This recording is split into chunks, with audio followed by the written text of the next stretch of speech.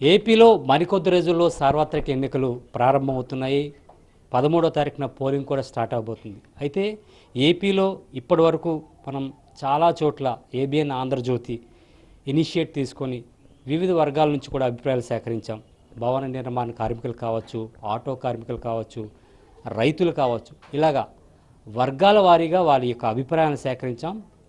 ఇప్పుడు మనం విశాఖలో అత్యంత కీలకమైన ఏదైతే ఐటీ సెక్టర్ ఉందో వారి తాలూకు అభిప్రాయాలు ఏ విధంగా ఉన్నాయి, రానున్న రోజుల్లో ఎటువంటి ప్రభుత్వం వస్తే వారికి లబ్ధి చేకూరుతుంది, వారికి ఉద్యోగపరంగా అవకాశాలు లభిస్తాయి, ప్రస్తుత పరిస్థితుల్లో ఐటీ రంగం ఏ విధంగా ఉన్నది అనేది మనం తెలుసుకునే ప్రయత్నం చేస్తాం. ప్రస్తుతం మనం విశాఖలో ఉన్న ఈ ఐటీ కంపెనీ దగ్గర ఉన్న ప్రస్తుతం మనం ఉద్యోగులు అదేవిధంగా బాస్ తాలూకు అభిప్రాయాన్ని సేకరించే పనిలో ఉన్నాం. ప్రస్తుతం మనం చూడొచ్చు, ప్రస్తుతం మనం ప్రసాద్ గారి దగ్గర ఉన్నాం.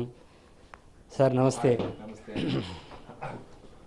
సార్, సార్వత్రిక ఎన్నికలో వేడి మొదలైంది ఏపీలో.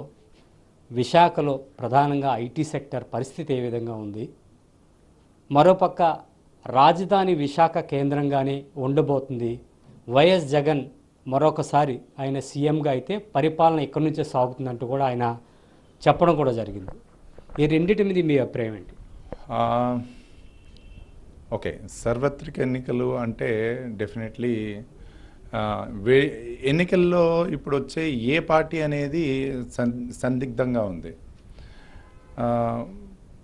ఎక్కువ బరువు చూస్తే అటు బీజేపీ, తెలుగుదేశం, జనసేన ఆ కూటమికే వచ్చే ఛాన్సులు ఎక్కువ ఉన్నాయి. ఎందుకంటే 3 పార్టీలు కలిసి వాళ్ళ విధానాలు అన్నీ చేసుకొని వాళ్ళు పకడ్బందీగా మనకి ఏదైనా చెయ్యాలనే కోరికతో వస్తున్నారు వాళ్ళు. మరో పక్క చూస్తే ఇటు జగన్ 5 సంవత్సరాల నుంచి చేస్తున్న విధానాలు అది ఎవరికి రుచికరించటం లేదు. ఇండస్ట్రీస్ మీరు చూస్తే పబ్లిక్ సెక్టర్ యూనిట్లు మేజర్గా చూస్తే మీరు ఒక స్టీల్ ప్లాంట్ అనుకోండి, బిహెచ్పివి అనుకోండి, హిందుస్థాన్ జింక్ అనుకోండి, హెచ్పిసిఎల్ అనుకోండి, అలాగే చూస్తే పోర్టు, షిప్ యార్డు, ఇన్ని ఇండస్ట్రీస్, ఇన్ని ఫార్మా కంపెనీలు ఉంటుండగా దీనికంటూ రాజధాని తేవాల్సిన అవసరం అసలు లేనే లేదు. ఓ పక్క చూస్తే సముద్రం కంప్లీట్గా ఆక్యుపై చేస్తుంది. మనకు ఉన్నది 3 దిక్కులు. ఆ 3 దిక్కుల్లో డిఫరెంట్ డిస్ట్రిక్ట్లు వచ్చేసి ఉన్నాయి. మన విశాఖపట్నం ఇంకా గ్రోత్ అనేది ఎక్కడవుతుంది? దీనికంటూ ప్లేస్ ఎక్కడ ఉంది అసలు ఇంతకీ? చుట్టుపక్కల చూస్తే మంచి కొండలు, గ్రీనరీ అంతా దీన్ని పాడు చేసి అర్బనైజేషన్ చేసి మొత్తం దీన్ని సర్వనాశనం జరుగుతుంది తప్పితే దీనికి మాత్రం గ్రోత్ అనేది ఏమీ జరగదు. ప్లేస్ కూడా ఉన్నారు, వారిని కూడా అడిగి ప్రయత్నం చేద్దాం, వారి యొక్క అభిప్రాయాలు కూడా. మేడం, ఎలా ఉందంటే ప్రజెంట్ గవర్నమెంట్ ఎట్లా పనిచేస్తుందని మీరు అనిపిస్తుంది? ఐటీ సెక్టర్గా ఏ విధంగా ఉపయోగపడుతుంది? ఇక్కడ నేను మేనేజర్ టాలెంట్ అక్విజిషన్ మొత్తం చూసుకుంటాను. ప్రజెంట్ ఈ ఐటీ రిలేటెడ్ వచ్చేటప్పటికి మాకు క్లయింట్స్ చాలా తక్కువ మంది అయిపోయారు ఈ రెసిషన్ అది దానివల్ల. లైక్ ఇంకా వైజాగ్లో కంపెనీస్ కూడా అంత ఎక్కువ లేవు. ఇంతకు ముందు అయితే లాస్ట్ ఇయర్ వరకు కొంతవరకు ఉండేది, అంటే లైక్ ప్రతి చోట రిక్వైర్మెంట్స్ ఓపెన్ అయ్యేవి, ఎంప్లాయీస్కి లైక్ ఎంప్లాయ్మెంట్ దొరికేది. ఇప్పుడు ఎక్కడా దొరకటం లేదు. మాకున్న క్లయింట్స్ కూడా తగ్గిపోతూ వచ్చింది. సో ఈ ఇయర్ అయినా ఇంకొన్ని ఇండస్ట్రీస్ ఇక్కడ జనరేట్ అయినా మనకి కొంచెం వస్తుందని అనుకుంటున్నాం. సో ఎవరు వచ్చినా సరే కొంచెం మాకు ఐటీ డెవలప్ అయ్యేటట్టు చూసుకుంటే బాగుంటుంది. 2014 నుంచి 19 వరకు టీడీపీ గవర్నమెంట్ చూశారు. అలాగే ఇప్పుడు 2019 నుంచి 24 వరకు కూడా వైసీపీ చూశారు. ఈ రెండిటి గవర్నమెంట్ల మధ్య ఐటీ సెక్టర్ పరంగా ఎటువంటి వ్యత్యాసాన్ని గమనించారు? నేనైతే ఇక్కడ I'm working as a HR manager from past 8 years అండి. అండ్ మీరు అడిగిన క్వశ్చన్కి అయితే చెప్పాలి అంటే there is nowhere difference అండి. బికాజ్ ముందు టీడీపీ తెచ్చిందే ఐటీ సెక్టర్, మనందరికీ తెలుసు. హైదరాబాద్ అనేది కంపేర్ చేస్తే, హైదరాబాద్ అండ్ వైజాగ్కి కంపేర్ చేస్తే there is a vast difference వచ్చేసింది. Hyderabad is moving like anything, ఒక ఐటీ హబ్ క్రియేట్ అయిపోయింది. బట్ అదే మనం వైజాగ్కి కంపేర్ చేస్తే అసలు నోవేర్.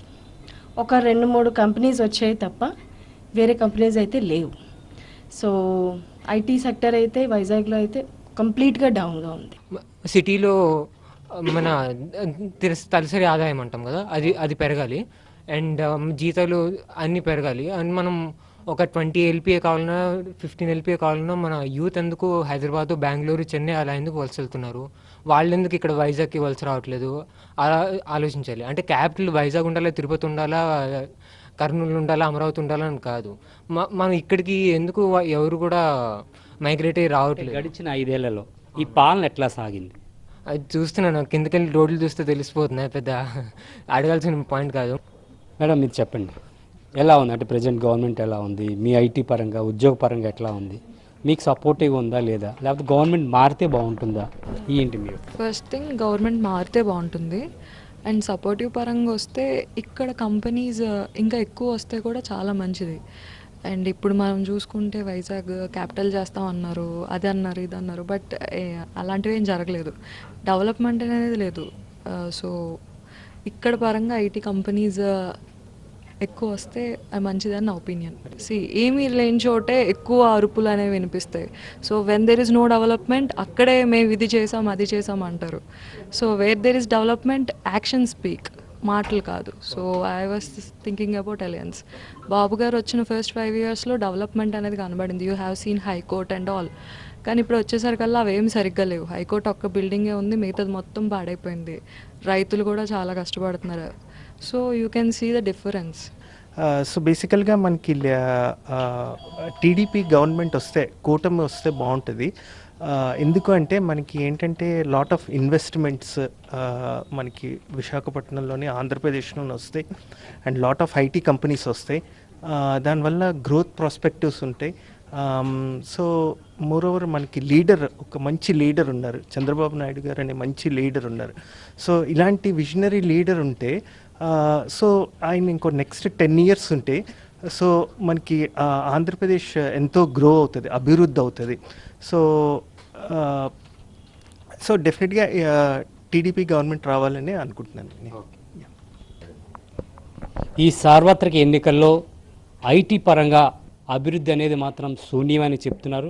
కేవలం వచ్చే ఫ్రెషర్స్ కూడా చెప్పుకోవడానికి కూడా ఉద్యోగాలు నామమాత్రంగా ఉన్నాయి తప్ప, వారు ఉద్యోగం చేసి సంపాదించి ఇతర దేశాలకి, ఇతర ప్రాంతాలకు వెళ్ళే పరిస్థితి ప్రస్తుతం ఈ 5 ఏళ్లలో ఎక్కడా కూడా కనిపించలేదంటూ కూడా ఈ ఉద్యోగులు చెప్తున్నారు. రానున్న రోజుల్లో పరిపాలనా దక్షత ఉన్న నాయకుడు, అదేవిధంగా విజనరీ ఉండే ఒక కూటమి గల ఏదైతే నాయకుడు అయితే ఎవరు ఉన్నారో చంద్రబాబు నాయుడు నాయకత్వంలో కూటమి ప్రభుత్వం వస్తే బాగుంటుందంటూ కూడా వీళ్ళు స్పష్టంగా వారి అభిప్రాయాన్ని వ్యక్తం చేశారు. వీడియో జర్నలిస్ట్ విజయ్తో సతీష్, ఏబిఎన్ ఆంధ్రజ్యోతి, విశాఖ నుంచి.